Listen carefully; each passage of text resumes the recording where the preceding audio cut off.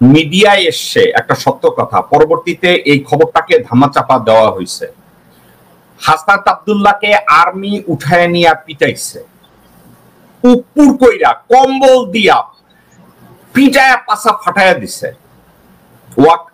সেনাপ্রধান মির্জাফর নিজে এটা করাইছে এবং বলছে বেশি কথা শিখছ, তোমারে কেউ ঠেকাইব এখানে। ওয়াকার, হাসনাত আব্দুল্লাহ বলেন, নাহিদ বলেন, সার্জিস বলেন, ইন দ্য আইজ অফ সেনাপ্রধান Mir Jafar, in the eyes of Indian agency, these are just cartoon. Hasnat রে বলেন, সার্জিস রে বলেন, নাহিদ রে বলেন, আসিফ রে বলেন, they are nothing but a cartoon in front of them. এরা হইছে ছোট ইঁদুরও না, বাইতে আছে না ইঁদুরের ছোট জাত, এটারে কি কোন আপনাদের দেশে আঞ্চলিক ভাষায়? ছোট ইঁদুর, এটারে কি বলেন? ওই ইঁদুরই কয় আর কি। না ভাই, আমাদের দেশে বরিশালে কয় বাইতা, একেবারে বাইতা। এই হাসনাত আব্দুল্লাহ, সার্জিস, এরা হচ্ছে বাইতা।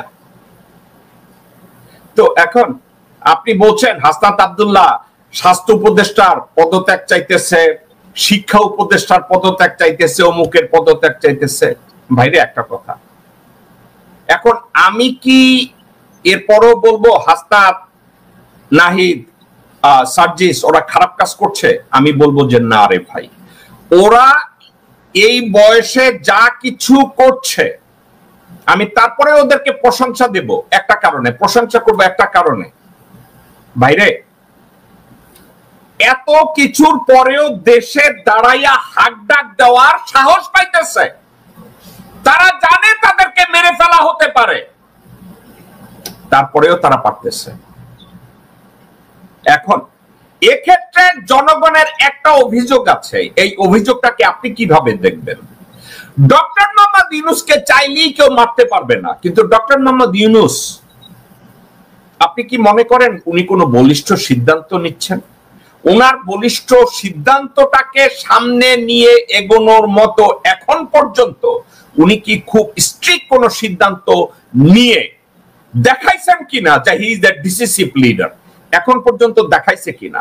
আমি আর আপনি তো নাহিদ রে, হাসনাত আব্দুল্লাহ রে, ওদেরকে আমরা সমালোচনা করতেই পারি, কিন্তু ডক্টর মোহাম্মদ ইউনূস এখন পর্যন্ত ডিসিসিভ একটা সিদ্ধান্ত নিছে পারছে। হ্যাঁ, উনি যে ফিলসফিক্যালি বাংলাদেশের পলিটিক্যালি এটাকে সাস্টেইন করাইতে চাইতেছে যে হ্যাঁ বাংলাদেশে একটা সুস্থ রাজনীতি হোক, একটা শাসন ব্যবস্থা হোক, সাংবিধানিক ভাবে এটা হোক, আমি সবগুলোর সাথে একমত। কিন্তু বাংলাদেশে না, শুধু ধরেন কোন একটা মানুষের পক্স হইছে, এখন এই পক্স গুলোকে শুকানোর জন্য একটা অ্যান্টিবায়োটিক দেয়। কেন দেয় জানেন? ঘাটার জন্য আরো বেশি আকার ধারণ না করে, যা হয়েছে ওইটার জন্য এমিশনে নিয়ে যায়, ওমিশনে নিয়ে যায়। Doctor Mohammad Yunus day one উনি জানে চুপ্পু, ওয়াকার এবং শারমিন, কি জানি শিরিন শারমিন, এরা তিনটা থ্রেট বাংলাদেশে আছে, প্লাস নৌবাহিনীর প্রধান এবং বিমান বাহিনীর প্রধান। উনি ডক্টর খলিলকে অ্যাপয়েন্টমেন্ট দেওয়ার পরে এখন পর্যন্ত একটা আদেশ দিয়ে উনি যদি বলতো আমি সিদ্ধান্ত নিলাম আমি ওয়াকারকে সেনাবাহিনীর, নৌবাহিনীর প্রধান, বিমান বাহিনীর প্রধান এবং চুপ্পুকে আমি রিপ্লেস করলাম, উনি এ ধরনের একটা অর্ডার দিয়ে বিশেষ ক্ষমতায় উনি এই আদেশটা দিতে পারতেন কিনা, এবং উনি যদি এই রিস্কটা নিতেন জনগণ ওনার সাথে থাকতো কিনা, মানে এটা থাকতে পারতো কিনা? আপনি মনে করেন কিনা, আপনি কি মনে করেন না যে ওয়াকার এবং চুপ্পু এবং ইন্ডিয়ান এই ফোর্সরা এরা যদি পারত ইউনূসে, ডক্টর মোহাম্মদ ইউনূসকে আগামী কালকের কম্বল চাপা দিয়া, বালিশ চাপা দিয়া মাইরা ফেলাইতো।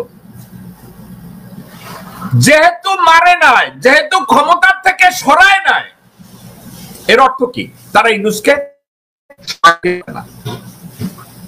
তাহলে ডক্টর মোহাম্মদ ইউনূসের বোঝা উচিত আমি 84-85 ইয়ার্স ওল্ড, আমার যে ওয়ার্ল্ড ওয়াইড কানেকশন আছে, আমার উপরে তারা এই ধরনের স্টেপ নিতে সাহস পাবে না। তাহলে ডক্টর মোহাম্মদ ইউনূস একটা রিস্ক কেন নিতেছে না?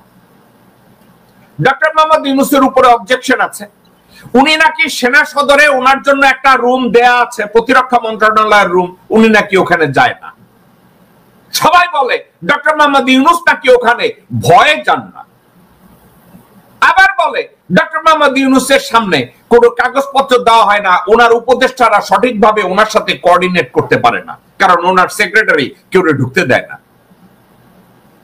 একটা কথা আছে, 2 দিন আগে আমি শুনেছি, আমি নাম মেনশন করব না, জেনারেল হাফিজ ডক্টর মোহাম্মদ ইউনূসের প্রতিরক্ষা উপদেষ্টা ওয়াকার তাকে বসাইছে।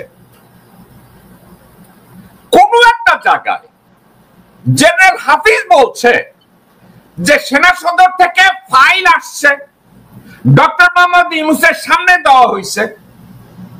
ডক্টর মোহাম্মদ ইউনূস গত 3 মাসে এই ফাইলটার দিকে ধরেও নাই, এবং হাফিজ বা অন্য কেউ ডাইকা কনসাল্ট করে নাই যে সাবজেক্টটাকে গিয়ে আমার একটু ব্যাখ্যা করো, আলাপ আলোচনা করে নাই, জিজ্ঞাসা করে নাই। জেনারেল হাফিজ লোকজনদেরকে বলতেছে আমার জিজ্ঞাসা না করলে স্যারের কাছে আমি যাব কেমনে? উনি তো আমার কোনো মতামত চায় না, আর আমারে যখন ডাকে অলরেডি আমি শুনে কাগজ সাইন করে উনি সেনা সদরে পাঠিয়ে দিছে। বিষয়টা কি? মানে আপনার কাছে কি মনে হয় একটা অ্যাডমিনিস্ট্রেশনের ভিতরে যে কোঅর্ডিনেশন থাকা উচিত বিভিন্ন ভাবে, আমি যেগুলো জানি আপনি যেগুলো জানেন, আপনার কি মনে হয় ওখানে এই কোঅর্ডিনেশনটা আছে? মানে আমি যে কথাগুলো বললাম এটা বাস্তব, আমি কোনো শোনার কথা বলতেছি না। জেনারেল হাফিজ তার বন্ধু বান্ধবদের বলছে স্যার তো আমার এটাকে কিছু জিজ্ঞাসা করে না, তো আমি ওনারে কি অ্যাডভাইস করব? এই যে কতগুলো আর্মি অফিসারদেরকে স্যাক করছে, ফোর্স রিটায়ারমেন্ট দিছে, কাউকে রিটায়ারমেন্ট বেনিফিটও দেয় নাই, ওনার অফিস টেবিলে একটা ফাইল গত 3 মাস ধরে পড়ে আছে, উনি এগুলো টাচও করে নাই। আর কাদেরকে প্রমোশন দিচ্ছে? ওয়াকার, জানেন যারা ভারতপন্থী, ওয়াকারের দল ভারী করে। যখন হাসিনা পালাইছে ওয়াকারের পক্ষে জেনারেল ছিল 14 জন, সেই 14 জন থেকে প্রমোশন দিতে দিতে এখন এই সংখ্যা দাঁড়াইছে 32। এখন আমি বলছি না যে এটা ineffectiveness of doctor Mohammad Yunus management, কিন্তু আমি যেটা বললাম there is something we are missing, we all are missing something. What is it? I don't know. Doctor Mohammad ইউনূসকে জ্ঞান দেওয়ার মতো ক্ষমতা আমার নাই, আমি জানি না আপনার আছে কিনা। ডক্টর মোহাম্মদ ইউনূসকে কোনো বিষয়ে শিক্ষা দেওয়ার যোগ্যতা, জ্ঞান, অভিজ্ঞতা